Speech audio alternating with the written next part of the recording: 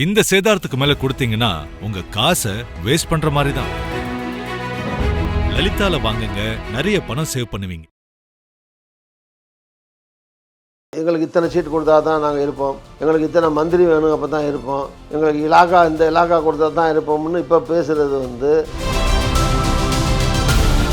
அது உங்களை நீங்கள் என்னுடைய அடுத்த பிரதமர் ராகுல் காந்தின்னு இத்தனை கூட்டணி கட்சிகள்லேயே தைரியமாக துணிச்சலாக சொன்ன ஒரே முதலமைச்சர், ஒரே கட்சி தலைவர் திமுக தலைவர் ஸ்டாலின் தானே. பட் என்ன கேட்டிங்கன்னா அதிமுகவில் யார் அதிமுகனா, அதிமுகவில் என்னுடைய அனுபவத்தில் எடப்பாடி தான் அதிமுக. கேரளாலையும் அவருக்கு ரசிகர்கள் இருக்கலாம், கூட்டம் போனால் வரலாம் போகலாம். அதுக்காக கேரளாவில் ஒரு கட்சி, அவர் கட்சி கேரளாவிலையும் பெரிய கட்சி ஆகிடும், அங்கே இருக்கிற காங்கிரஸ் காணாமல் போயிடும், கம்யூனிஸ்ட் காணாமல் போயிடும்னு சொல்ல முடியுமா? இன்னொரு 2 வருஷம் கழித்து ராகுல் காந்தி பிரதமராக வரணும். அதுக்கு பிரதமராக வரணும்னா 270க்கு மேலே எம்பி வரணும். இங்கே ஒரே மாநிலத்தில் ஒரு 40 சீட் கிடைக்குது இல்லையா?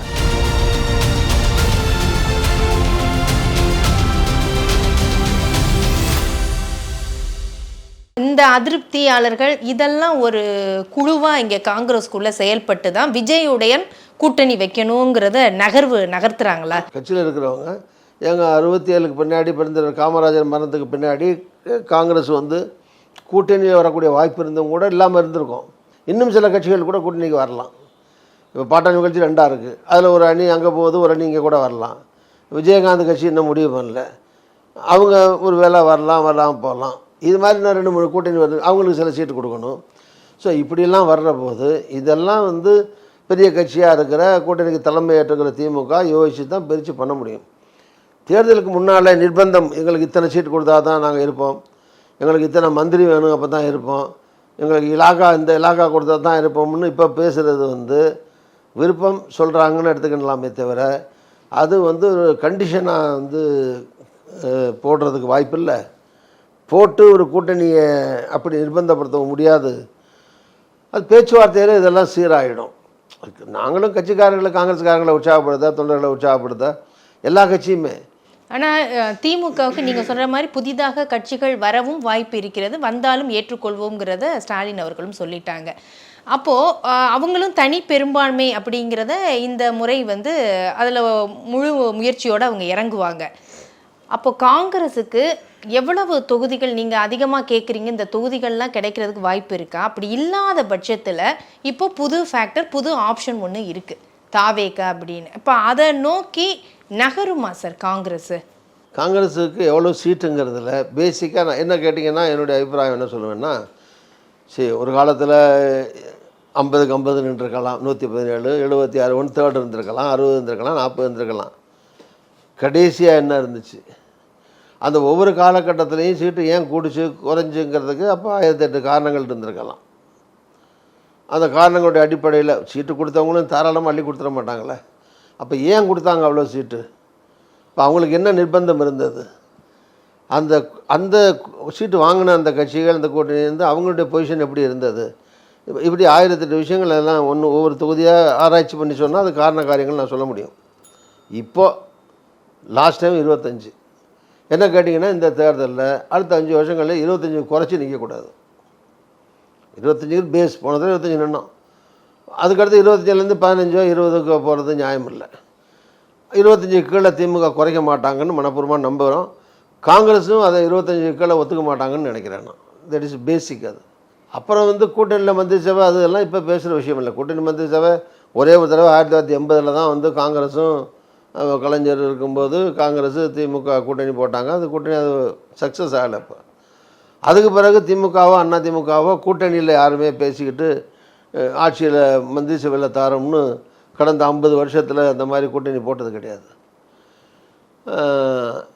அதனால் இப்போவும் நீங்கள் கூட்டணிக்கு திமுக ஒத்துக்க மாட்டாங்க. உதாரணத்துக்கு சொல்கிறேன், 25 தர மாட்டாங்க, உங்களுக்கு 15 தான் தரோம் அப்படின்னு சொல்கிறாங்கன்னு வச்சுங்க. அப்போ இந்த 15ஐயும் காங்கிரஸ் ஒத்துக்குமா அப்படின்னு என்ன கேட்டிங்கன்னா ஒத்துக்க மாட்டாங்க. அப்போ என்ன பண்ணுவாங்க? அப்போ என்ன வேணாலும் பண்ணலாம்.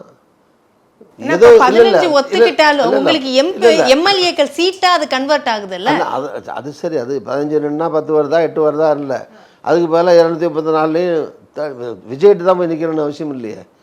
தோக்குறதுன்னு முடிவு பண்ணிச்சுன்னா 234 தனியாக போட்டு கூட தோக்கலாமே. காங்கிரஸோட வேல்யூ தெரியுது. இல்ல எத்தனை % இருக்கீங்க, காங்கிரஸோட மதிப்பு தமிழ்நாட்டுல தெரியுது. கண்டிப்பாங்க. தனியாக 234 தனியாக போட்டால் காங்கிரஸ் எப்படி ஜெயிக்க முடியும்?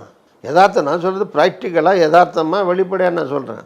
அதனால் அதுக்கு வாய்ப்பு கிடையாதுல்ல. அப்படி இப்போ 15 வந்துச்சுன்னா அப்போ அடுத்த ஆப்ஷன் என்ன? போகணுமா, இல்லை 15 கூட ஒத்துக்கணுமா, இல்லை 15க்கு மேலேன்னா நீங்கள் தனியாக கூட நின்று தோற்றாலும் பரவாயில்ல நிற்கலாமா, இல்லை வேறு ஏதாவது விஜய்கிட்ட போகிறத பற்றி யோசிக்கலாமா?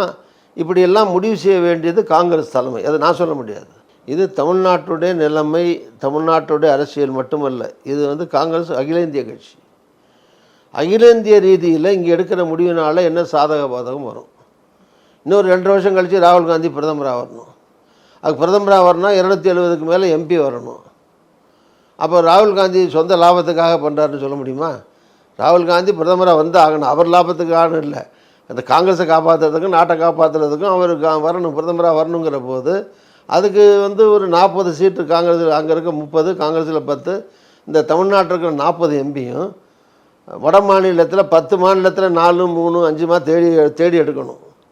நீங்கள் ஒரே மாநிலத்தில் ஒரு 40 சீட் கிடைக்குது இல்லையா? அது உங்களை நீங்கள் என்னுடைய அடுத்த பிரதமர் ராகுல் காந்தின்னு இத்தனை கூட்டணி கட்சிகள்லேயே தைரியமாக துணிச்சலாக சொன்ன ஒரே முதலமைச்சர், ஒரே கட்சி தலைவர் திமுக தலைவர் ஸ்டாலின் தானே. இப்போ இதெல்லாம் கணக்கில் எடுத்துக்கணும்ல. ஸோ மாநிலத்தில் சில தொண்டர்கள் வருத்தப்படுறாங்க, சில பேர் நன்மை அடைகிறாங்க, அவங்க சொல்கிறாங்க. சில பேருக்கு சீட்டு கிடைக்கல அதனால் வருத்தப்படுறாங்க. விஜயோட போய் நின்னா 70-80 வாங்கி கூட நிற்கலான்னு சொல்கிறாங்கிறதுக்காக மட்டும் முடிவெடுக்க முடியாது. இது ஏன்னா இது மாநில கட்சி அல்ல, ஒரு தேசிய நலன். தேசிய லெவலில் கட்சியுடைய நலன் என்ன? நாளைக்கு 275, இப்போ 100 எதிர்கட்சி இல்லாமல் இருந்தோம், 50ல் இருந்தோம், இப்போ 100 ஆகிட்டோம். நாளைக்கு ஒரு 150 சீட்டு 160 சீட்டு காங்கிரஸில் ஒரு 100-120 சீட்டு கூட்டணி கட்சிகள்லாம் சேர்ந்து வந்தால் இப்போவே பிஜேபி கூட்டணியில் தானே ஆட்சி நடக்குது. அது இன்னும் கொஞ்சம் குறைஞ்சி இது ஆட்சிக்கு வர்றதுக்கு வாய்ப்பு இருக்கு. 29ஐயும் கணக்கில் வச்சு தான் முடிவெடுக்கணும்ங்கறீங்க. 26 கணக்குங்கிறது 29ஐயும் சேர்த்து. ஆமாம், இப்போ நீங்கள் இந்த கூட்டணியில் விட்டுட்டு போய் ஒன்று போட்டுட்டு தோற்று போச்சுங்கிறக்கா நாளைக்கு திருப்பி எங்களுக்கு 10 கொடுங்க அப்படின்னு திமுக எந்த முகத்தை வச்சு நிற்பீங்க? ஸோ எல்லாத்தையும் கணக்கு போட்டு தானே தேர்தலில் யோசிக்கணும். அதனால் இது ஒரு மாநில கட்சி அல்ல, தேசிய கட்சி. தேசத்தின் நலன், தேசிய லெவலில் காங்கிரஸின் நலன், அப்புறம் மாநில காங்கிரஸுடைய நன்மை, மாநிலத்துடைய நிலைமை, இதெல்லாம் வச்சு தான் தலைவர்கள் முடிவு பண்ணுவாங்க. அதுக்கு இடையில தொண்டர்கள் மத்தியில் இந்த மாதிரி மனக்குமரல் இருக்கலாம், ஆதங்கம் இருக்கலாம், மன நிறைவுகள் இருக்கலாம். இது சாதக பாதகங்கள்லாம் யோசித்து தான் மாநில தலைமை முடிவு செய்யும் நம்புகிறேன். அதே மாதிரி சார், விஜயுடைய அந்த அரசியல், அந்த கூட்டணின்னு நம்ம பேசும்போது இப்போ தேர்தல் தமிழகம், கேரளா, இங்கே பாண்டிச்சேரி, இங்கே தென் மாநிலங்களில் 3 மாநிலங்களில் வரும்போது விஜயுடன் காங்கிரஸ் கூட்டணி வச்சதுன்னா விஜயுடைய செல்வாக்கு இந்த மாநிலங்கள் எல்லாத்துலேயுமே இருக்குன்னு சொல்லப்படுது. அப்போ அங்கே கூட நம்ம ஒரு எமர்ஜ் ஆகி வர்றதுக்கு வாய்ப்பு இருக்குன்னு காங்கிரஸ் நினைக்கலாமோ? அதனால கூட இந்த பிரவீன் சக்கரவர்த்தியோட மூவ் கூட இருக்கலாமா? இது என்ன கேட்டிங்கன்னா, இப்போ கேரளாவில் இருக்கிற மக்கள் அங்கே ஒரு மோகன்லாலோ மம்முட்டியோ இவங்களுக்கான டாப் ஸ்டார் அங்கே யார் இருக்கா? இவங்க சொல்லியே மக்கள் அங்கே ஓட்டு போடுறது இல்லையே. இப்போ இவங்கெல்லாம் ஒரு கட்சியில் போய் ஒரு கட்சியை மோகன்லால் ஒரு கட்சி ஆரம்பிக்க முடியாதா? மம்முட்டி ஒரு கட்சி ஆரம்பிக்க முடியாதா? மக்கள் எவ்வளோ கிரேஸாக இருக்காங்க, கூட்டம் கூட்டுறாங்க, இருக்க பண்ணுறாங்க. அதுமாதிரி ரஜினிகாந்த் போனார்னா இப்போ தமிழ்நாட்டில் மட்டும் இல்லை, ஷூட்டிங் வேறு மாநிலத்தில் எந்த மாநிலத்தில் போனாலும் அங்கே ஏதோ ஓட்டு கேட்குற மாதிரி வேனில் பிரச்சார வேனில் நின்றுட்டு போன மாதிரி போகிறாரு. 2 பக்கம் மக்கள் போலீஸ் பந்தோபஸ்தோடு தான் ஷூட்டிங் போக வேண்டியிருக்கு. அதனால் அந்த மாநிலத்தை போய் அவர் கட்சி ஆரம்பிச்சிட முடியுமா? அதே மாதிரி கேரளாலையும் அவருக்கு ரசிகர்கள் இருக்கலாம், கூட்டம் போனால் வரலாம் போகலாம். அதுக்காக கேரளாவில் ஒரு கட்சி, அவர் கட்சி கேரளாலையும் பெரிய கட்சி ஆகிடும், அங்கே இருக்கிற காங்கிரஸ் காணாமல் போயிடும், கம்யூனிஸ்ட் காணாமல் போயிடும்னு சொல்ல முடியுமா? நடிகர்களுக்கு கூட்டம் வர்றதுக்கும் எல்லாம் கிடையாது. ஆனால் அது பூரா நான் சுருக்கமாக சொல்லணும்னா, சினிமா நடிகர்கள் கட்சி ஆரம்பித்தவங்க பூரா வெற்றி பெற்றதில்லை. சினிமா நடிகர்கள் கட்சி ஆரம்பித்தவங்க எல்லாரும் தோற்று போனதும் இல்லை. சில சினிமா நடிகர்கள் வெற்றியும் பெற்றிருக்காங்க. இப்போ எம்ஜிஆர்னா கூட நீங்கள் ஒரு 40 வருஷம் அரசியல் அனுபவம் இருந்தேன்னு சொல்லலாம். அதே நேரத்தில் அப்படி சொன்னீங்கன்னா நீங்களே கேட்கலாம், இப்போ என்டிஆர் வரலையா, அவர் திடீர்னு தானே வந்தார், அரசியல் என்ன வந்தார்னு கேட்கலாம். அந்த மாதிரி ஒரு சில பேர் உண்டு. இவரை விட ஒரு 50 படத்தில் நடிச்சிருக்காரு, 150 படம், 200 படம், 300 படத்தில் நடித்த டாப் ஸ்டார்ஸு. நான் சொன்ன மாதிரி ஆந்திராவில் சிரஞ்சீவி, தமிழ்நாட்டில் பல பெரிய உச்ச நட்சத்திரங்கள், உதாரணமாக நடிகர் சிவாஜி கணேசன்லேருந்து ஆரம்பித்து சரி அதுக்காக அவங்களுக்கு செல்வாக்கில்லைன்னு அர்த்தம் கிடையாது. அந்த காலகட்டத்தில் அவங்க போட்ட அலையன்ஸ். இப்போ நடிகர் சிவாஜி கணேசன் அவர்களே திடீர்னு கட்சி ஆரம்பித்து 50 இடத்துல நின்னார். ஜானகி அம்மா அணி இல்லைன்னு நின்னார் அவர். ஜானகி அம்மாவே தோற்று போகிறாங்க. எம்ஜிஆர் மனைவியே அந்த ஏன்னா அது மக்கள் வந்து அவங்கள வந்து எம்ஜிஆருடைய மனைவியாக மரியாதை கொடுத்தாங்களே தவிர இவங்க ஒரு அரசியல் தலைவராக இருந்து திமுகவை ஏற்று பண்ண முடியுங்கிறத மக்கள் ஏற்றுக்கிற முடியலை. அப்போ யார் சண்டை போட முடியும்? ஜெயலலிதா தான் பொறுத்தவரை ஜெயலலிதாவுக்கு அதிகமாக ஓட்டு போட்டாங்க. அது ஜெயலலிதாவில் நாங்கள் 26 பேர் ஜெயித்தோம். அந்த அம்மா எதிர்க்கட்சி தலைவர், நான் எதிர்க்கட்சி துணைத் தலைவர். ஜானகி அம்மா அவங்களே தோற்று போனாங்க. அப்புறம் அவங்களே தோற்று போனால் அந்த அலையன்ஸ் போட்ட சிவாஜி எப்படி வெற்றி பெற முடியும்? அதே நேரத்தில் அடிக்கடி சிவாஜி கணேசன் ஜெயலலிதாவோட கூட்டணி போட்டிருந்தாருன்னு வச்சுங்க, இந்த 50 40 கூட ஜெயிச்சிருப்பார். ஆனால் அவருடைய செல்வாக்கு ப்ளஸ் இதுவும் ரெண்டும் சேரும்போது அதனால் அது பல்வேறு சந்தர்ப்பம் சூழ்நிலைகள் இதை வச்சு தான் வரும். அதனால் நான் என்ன சொல்ல வந்தேன்னா, அதனால் ஒரு நடிகர் ஒரு வரட்டும், யார் வேணாலும் வரலாம், வந்திருக்காரு போயிருக்காரு, மக்கள் தான் எஜமானர்கள், அவங்க தான் கடைசியில் முடிவு பண்ணணும். இதுக்கிடையில் சதவீத கணக்கோ எண்ணிக்கை கணக்கோ ஒரு பத்திரிகையில் போட்டிருக்காங்க, திமுக 90 வரும், விஜய் 70 வருவார், அதிமுக பிஜேபி 35 தான் வரும். அந்த பத்திரிக்கை அப்படியும் பிஜேபிக்கு அதிமுக ஆதரவாக இருக்கிற பத்திரிக்கை தான் அப்படியே போடுறாங்க. அப்போ சில பேர் அப்படி உங்களோட விடுறாங்க, தூக்கி விடுறாங்க சார். இப்போ அரசியல் அனுபவத்தில் நீங்கள் சொல்லுங்கள் சார். இப்போ 2026 தேர்தல் 4 முனை போட்டி இன்னைக்கு இருக்கிற இப்போ இருக்கிறதுல இந்த திமுக கூட்டணி, நீங்கள் காங்கிரஸ் ஸ்டில் அதில் தான் இருக்கிறீங்க திமுக கூட்டணியில், அப்போ எப்படி இருக்கும் சார்? யாருக்கான வெற்றி வாய்ப்பு அதிகமாக இருக்க வாய்ப்பு இருக்குது? ஆமாம், நல்ல கேள்வி. எங்கள் கூட்டணி காரணத்தோட எங்கள் கூட்டணி ஒன்றா இருக்கிற கூட்டணி, உடையாமல் இருக்கிற கூட்டணி, ஏற்கனவே நாடாளுமன்றம் சட்டமன்றம் உள்ளாட்சிகளில் வெற்றி பெற்ற கூட்டணி. அதில் இருக்க பிரதான கட்சிகள் காங்கிரஸாக இருக்கட்டும், திமுக இருக்கட்டும், மற்ற கட்சிகளாக இருக்கட்டும், அந்த கட்சிகள் உடையாமல் இருக்கிற கட்சிகளை கொண்ட கூட்டணி. திமுக ஸ்டாலின் தலைமையில் பலமாக அந்த கட்சி இருக்குது.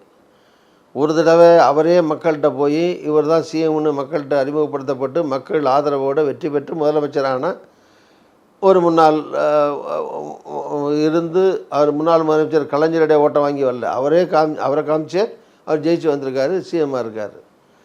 இப்படி இருக்கிற ஒரு தலைவர், அதோடு சேர்ந்துருக்கிற கூட்டணி. இந்த கூட்டணி வந்து எல்லா வகையிலையும் பலமான கூட்டணி, வலுவான கூட்டணி. எதிர்கூட்டணியில் இப்போது அங்கே 2 தான் சேர்ந்துருக்காங்க. இப்போ விஜயோட யார் போகிறா என்ன, எதுவும் மற்ற கட்சிகள் கூட இந்த கட்சியும் ஒரு சின்ன கட்சி கூட இன்னும் போய் அதிகாரப்பூர்வமாக சேரலை. பிஜேபி அதிமுக கூட்டணி இருக்குது. அதிமுகவிலே சின்ன விரிசல் இருக்குது. பட் என்ன கேட்டிங்கன்னா, அதிமுகவில் யார் அதிமுகனா, அதிமுகவில் என்னுடைய அனுபவத்தில் வந்து எடப்பாடி தான் அதிமுக. ஏன்னா அங்கே வந்து யார்கிட்ட கட்சி பேர் இருக்கோ, யார்கிட்ட சின்னம் இருக்கோ, யார்கிட்ட அந்த கட்டடம் இருக்கோ, யார்கிட்ட வந்து அந்த அதிமுக நேம் இருக்கோ, யார்கிட்ட அதுக்கிட்ட இருக்கிற காசு இருக்கோ, இப்போ எல்லா பார்ட்டிலையுமே வந்து வெளிப்படையாக வந்து தேர்தல் நிதி வசூல் பண்ணலாம். இது கணக்குலேயே வருதே. பிஜேபியில் 2,00,000 கோடி இருக்குது. இப்படி ஒவ்வொரு கட்சியும் எலெக்ஷன் கமிஷனுக்கு சொன்னது இன்கம் டேக்ஸ் கொடுத்த கணக்கே வந்திருக்கு. இப்போ அந்த கட்சியில் ஒரு 400 கோடி இருக்குன்னு வச்சுங்க. அந்த 400 கோடியோடு இருக்கிற கட்சியோடு இருக்கிற கட்சி பலமாக என்கிட்ட காசே இல்லைன்னு வெளியே ஒருத்தர் வந்து சொல்லிட்டு இருக்கிற அவருக்கு நடத்துகிற கட்சி பலமாக இருக்குமா? அதனால் அதுவும் ஒரு பணமும் ஒரு ஃபேக்டருங்கிறதான் சொல்கிறேன். எல்லாத்துக்கும் மேலே சின்னம் இதெல்லாம் யார்கிட்ட இருக்குது? எடப்பாடிகிட்ட தான் இருக்குது. இப்போ அதிமுகனா அவர் தான் பலம். ஆனால் அதே நேரத்தில் அங்கே சின்ன சேதாரம் ஏற்பட்டால் கூட அது நஷ்டம்தான். போனதில் தினகரன் போட்டு 15 இடத்துல நின்னதில் ஒரு 15 இடத்துல 10,000 20,000 30 வாங்கினாலும் அங்கே அதிமுக தோத்துச்சு. இல்லைன்னா இன்னொரு 15-20 சீட்டு திமுகவுக்கு கூட வந்திருக்கலாம். அதிமுக கூட வந்திருக்கலாம். அவர்ல இல்லை. இப்போ ஓபிஎஸ் நின்னார். ஓபிஎஸ்க்கு ஒன்றுமே இல்லைங்க, 0ன்னு சொல்ல முடியாது. ஓபிஎஸ் எப்படி 3 லட்சம் ஓட்டு ராம்நாட்டில் எம்பிக்கு வாங்கினார்ல, அங்கே ஒன்றும் பிஜேபி 3 லட்சம் ஓட்டு கிடையாது. சின்னம் தானே நின்றுச்சு, ரெட்டலை 1 லட்சம் தானே வாங்குச்சு. அப்போ பலாப்பழத்தில் ஒரு சின்னத்தில் இன்னும் 3 லட்சம் ஓட்டு வாங்கியிருக்காருல்ல அவர். ஸோ இந்த மாதிரி இந்த சேதாரங்கள் திமுகவில் கிடையாதுல்ல, அதிமுகவில் இருக்குல்ல. அந்த கூட்டணிக்குள்ளேயே கூட பிஜேபி அதிமுக கூட்டணியில் இருக்கும். ஆனால் நான் எடப்பாடியை வந்து முதலமைச்சர் ஒத்துக்க மாட்டேன்னு சொல்கிற கட்சியெல்லாம் இருக்குது. இப்போ தினகரன் சொல்கிறாருல்ல, அவர் தான் கூட்டணி விட்டு வெளியில் வந்துட்டார். இப்போ போய் அண்ணாமலை பார்த்து பேசிட்டு தான் இருக்காரு. இப்போ எதுக்கு சொல்கிறேன்னா, இந்த மாதிரி குழப்பங்கள்லாம் வந்து இந்த எங்கள் கூட்டணியில் கிடையாது, அங்கே இருக்குது. அதனால் அரித்மெட்டிக்காக கணக்கு ரீதியாகவும் சரி, கடந்த கால நடப்பு ரீதியாகவும் சரி, வரப்போகிற தேர்தலில் இந்த கூட்டணி நல்ல வெற்றியை கண்டிப்பாக மகத்தான வெற்றியை இந்த கூட்டணி திமுக காங்கிரஸ் உள்ளிட்ட எங்களுடைய கூட்டணி வெற்றி பெறும். காங்கிரஸ் திமுக கூட்டணியில் இருக்கிறது அப்படிங்கிறது தான் வெற்றிக்கு நல்லது. வெற்றி பெறும். ஆமாம், அதுதான் வெற்றிக்கு நல்லது. வெற்றி பெற விஜய்க்கு எவ்வளோ பர்சன்டேஜ் கொடுப்பீங்க? பெர்சன்டேஜெலாம் நான் வந்து என்னுடைய 50 வருஷம் அனுபவத்தில் நான் கணக்கெல்லாம் போட விரும்பலை. ஏன்னா அப்படி போட முடியாது. சும்மா குத்து மதிப்பாக யாராவது சொல்லாமே தவிர அது வந்து யாருக்கு எவ்வளோ சதவிகிதம் இருக்குது. அது இன்னொரு என்னென்னா, நீங்கள் பர்சனலாக இப்போ விஜய்னு கேட்டிங்கன்னா, சில பேர் முதலமைச்சர்னு கேட்டிங்கன்னா, இப்போ யூபியில் அப்படி தான் நடந்தது. முதலமைச்சர்னு கேட்டிங்கன்னா தேஜஸ்வி யாதவ் கூட வந்து அதிக முதலமைச்சர் அவர் தான் சொன்னாங்க. நிதிஷ்குமாருக்கு உடம்பு சரியில்லை, அவர் சிக்காக இருக்கார், வயசாகிடுச்சின்னு பெர்சன்டேஜ் குறைச்சி தான் வந்தது. ஆனால் முதலமைச்சர் யார் வந்தார்? அது அரித்மெட்டிக்காக கட்சிகள் கூட்டணிகள் அங்கே வந்த வாய்ப்பில் அவர் சிஎம் ஆகிட்டார்ல. அதே மாதிரி நீங்கள் யாரை பிடிக்குன்னு கேட்டால் அது ஒரு கணிசமான எனக்கு விஜய் பிடிக்குங்க, விஜய் முதலமைச்சர் ஆகட்டுங்கன்னு கூட சொல்லலாம். ஸ்டாலின் வரணும்னு சொல்லலாம், ஸ்டாலினுக்கு கூட இருக்கலாம், அதுக்கு நெருக்கி கூட ஒரு விருப்பத்தை சொல்லலாம். ஆனால் 214 விஜய் நிற்க முடியாத. நான் சொன்ன மாதிரி 214 இவர் போட்ட ரசிகன் மன்றத்தில் இருக்கவங்களோ இல்லை வேறு கட்சியிலேருந்து அப்போ வந்து சேர்ந்தவங்களோ இன்னொரு 100 நாளில் போய் சேர போகிறவங்களே தானே போட முடியும். அவங்க யார் அங்கே எதுக்கணும்? அங்கே ஒரு பலமான அதிமுக, பலமான திமுக, அந்த ஏரியாவில் இருக்கிற ஒரு முக்கியஸ்தர், ஒரு எக்ஸ் எம்எல்ஏ இருக்கலாம், சிட்டிங் எம்எல்ஏ இருக்கலாம், ஒரு அரசியல் குடும்பமாக இருக்கலாம், இல்லை அந்த கம்யூனிட்டி அங்கே ஜாஸ்தி இருக்கலாம், இல்லை ஒரு மைனாரிட்டியாக இருந்தால் கூட செல்வாக்கு உள்ளவராக இருக்கலாம். இது மாதிரி பல்வேறு விஷயங்களில் ஒவ்வொரு தொகுதியிலையும் ஓட்டு நடக்கும். அதில் வெற்றி பெறணும்ல. ஸோ அதனால் சதவிகித கணக்கெல்லாம் அங்கே சொல்ல முடியாது. நிறைவாக செங்கோட்டையன் அவர்களுடைய உங்களுடைய சந்திப்பு பற்றி நம்ம முதவே பேசியிருந்தோம். இப்போது இந்த சந்திப்பில் கண்டிப்பாக அரசியலும் நீங்கள் பேசியிருப்பீங்க. அவர் தாவேகாவில் இணைந்தது பற்றி உங்களுடைய கருத்து என்ன? என்ன கேட்டால், செங்கோட்டையன் பண்ணது செங்கோட்டையனை பொறுத்தவரைக்கும் சரின்னு தான் சொல்லுவேன். செங்கோட்டையனை நீக்கினது இபிஎஸ் நீக்கினது சரியான்னு கேட்டிங்கன்னா, இபிஎஸ்ஸை பொறுத்த வரைக்கும் அது அவருக்கு சரின்னு தான் சொல்லுவேன். ஏன்னா ஒரு கட்சி தலைவராக இருக்கிறவர் அவருக்கு கட்டுப்பட்டு அவர் சொல்கிறபடி நடக்கிறது தான் ஒரு கட்சி தலைவர். சின்ன ஆளோ பெரிய ஆளோ, சின்ன கட்சியோ பெரிய கட்சியோ, ஒரு கட்சிக்குள்ளே இருந்துக்கிட்டு அந்த கட்சி தலைவருக்கு நெருடல் வர்ற மாதிரி இருந்துச்சுன்னா அந்த கட்சி தலைவர் அவரை காப்பாற்றவோ கட்சியை காப்பாற்றவோ நடவடிக்கை எந்த தலைவரும் எடுக்க தான் செய்வாங்க. அதனால தான் எல்லா கட்சிகள்லையும் 1, 2, 3 இருக்கவங்களுக்கு பிரச்சனைகள் வருது. தொடர்ச்சியாக எல்லாமே வெளியே வந்து கட்சி ஆரம்பிக்கிறதோ இன்னொரு கட்சியில் சேர்றதோ ஏன் வருது? இப்போ இந்த கட்சியிலும் அதிமுக தான் நடந்திருக்கா? எல்லா கட்சியிலையுமே கட்சியிலேருந்து வெளியே போய் வேறு கட்சியில் சேரலாம் நடந்திருக்குல்ல. ஸோ அதனால் என்ன காரணத்துக்காக அவர் நீக்க வேண்டிய அளவுக்கு உச்சத்துக்கு நீக்கிறதுங்கிறது, ஒரு கட்சியில் ஒருத்தர் நீக்கிறது இழக்கிறது ஒரு அதிகபட்சமாக செய்ய வேண்டிய கடைசி வேலை. அது அதை ஒரு தலைவர் கட்சி நடத்துகிற செய்கிறாருன்னா அதுக்கான காரணம் என்னங்கிறது அவர் தான் சொல்லணும். அதே மாதிரி செங்கோட்டையன் வந்து ஏன் அவரோட ஒரு கட்சி தலைவரோட ஒத்து போக முடியலை? அப்படி என்ன நெருக்கடி அவருக்கு அந்த கட்சிக்குள்ளே அந்த தலைவர் கொடுத்தாரு? அதில் என்ன அவமரியாதை அவருக்கு நடந்தது? அதெல்லாம் செங்கோட்டையன் தான் சொல்லணும். நான் சொல்ல வந்து என்னென்னா, இந்த 2 பேருடைய காரண காரியங்களை ஆராயிறது நம்ம வேலையும் இல்லை, என் வேலையும் இல்லை. ஆனால் வெளியே வந்த பிறகு லைம்லைட்டில் வந்த செய்தி என்ன? கட்சி நீக்கப்பட்டார் இருக்கார். அப்படி நீக்கப்பட்ட ஒருத்தர் வீட்டில் உட்காந்து அழுதுகிட்டா இருப்பார். இப்போ 2 பேரும் அவங்க எடுத்துக்கிட்ட முடிவு அவங்கவுங்களுக்கு லாபம்தான், அவ்வளோதான். சரி, நன்றி சார் உங்களுடைய. நன்றி, வணக்கம். இதுவரை மூத்த அரசியல் தலைவர் காங்கிரஸ் கட்சியின் திரு திருநாவுக்கரசர் அவர்களிடம் பேசினோம். நன்றி, வணக்கம். இந்த சேதாரத்துக்கு மேல கொடுத்தீங்கன்னா உங்க காசை வேஸ்ட் பண்ற மாதிரி தான். லலிதால வாங்குங்க, நிறைய பணம் சேவ் பண்ணுவீங்க. மின்னம்பலம்.com தமிழின் முதல் மொபைல் பத்திரிகை.